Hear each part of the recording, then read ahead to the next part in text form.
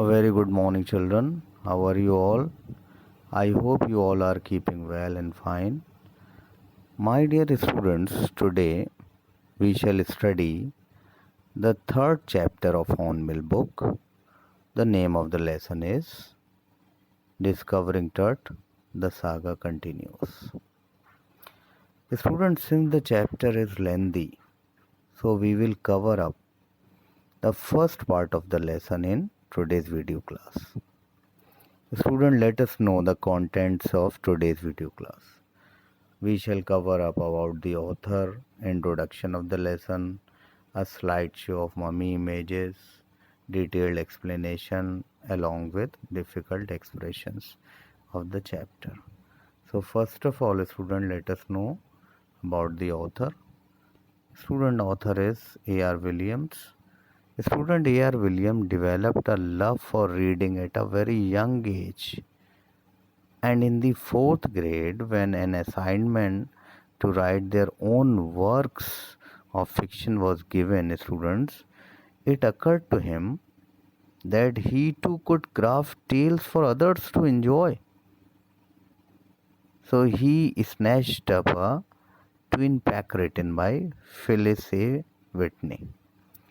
The above chapter is a beautiful portrayal of his skills. Students, let us know the introduction of the lesson. Written by A.R. Williams, the chapter is about the last heir of the powerful pharaoh dynasty, Tutankhamun, who died when he was a teenager after ruling for 9 years. Students, heir means students a person who inherits and continues the work of a predecessor. And Pharaoh means students ruler in Egypt. So let us see what is there in the introduction of the lesson, students. This king Tutankhamun died in a very mysterious manner. So this chapter, student, throws light over all the possible mysteries like the curse, where his tomb lies, his life and ultimately death.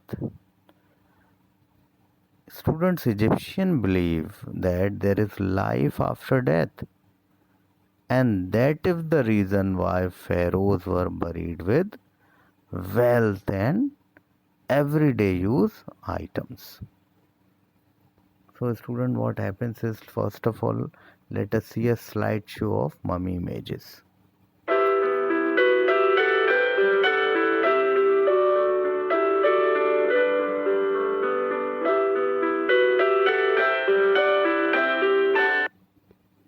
Students, Tutankhamun, also known as Tut, was a teenager when he died, and he was the last successor of his powerful pharaoh dynasty, which ruled Egypt and its empire for centuries together, students. And he was laid on rest, heavily loaded with gold. His tomb was discovered in 1922, and which made the world raise a question about what had happened to him, whether he had been murdered. And students, after almost 80 years, his body was about to undergo a CT scan, which would give new information and clues about his life and death. Student, his face would be recreated with the help of a procedure called forensic reconstruction. And what happened, do you know? A fast, strange, and unnatural wind was blowing when King Tut's body, yes, was taken from his grave called Valley of Kings, an Egyptian cemetery. Cemetery means graveyard. So do you know what changes were there in the atmosphere Dark clouds started moving quickly across the desert all day long. And students later, do you know, they covered the stars also. Clouds covered the stars also. And on January 5, 2005 at 6 p.m., King Tut's mummy, which is the world's most famous mummy, was placed in a CT scanner to investigate the mystery behind his death, which had occurred more than 3,300 years ago. And student, do you know what happened? All afternoon, tourists visited the 26 feet deep underground rock cut tomb to pay respect to the king. Students, many people stuffed into a small tomb and they were looking in admiration at the murals on the walls of the chamber. And they were taking a look at the face of King Tut that had been painted with gold.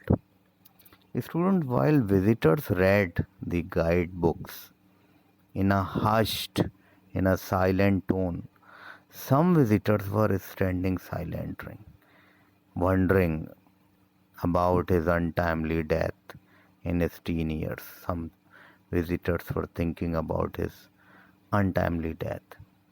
And they might also be wondering, students, if the curse of the Pharaoh, which leads to the descent of the misfortune upon the person who disturbs him, is true. So there were many visitors there. Some were silently standing.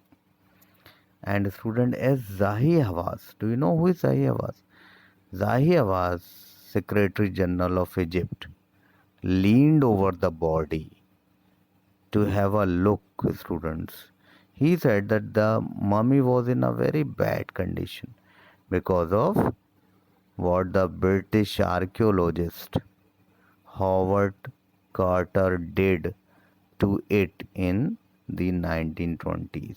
He said he blamed this thing to him. And students, he discovered King Tut's tomb in 1922 after a long search.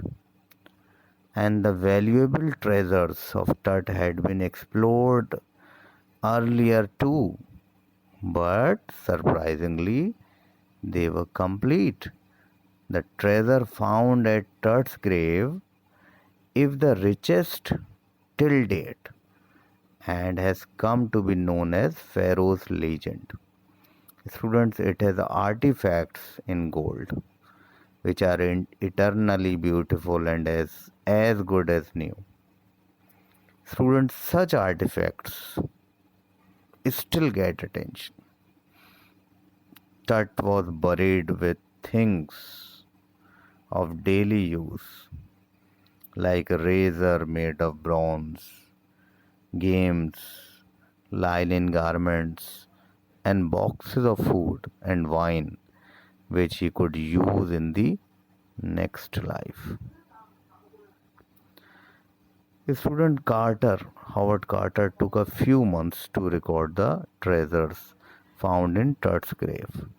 Then, student, he began investigating his three coffins which were nested one in another. In the first coffin, students, he found a piece of cloth with garlands of willow, olive leaves, wild celery, lotus petals, and cornflowers,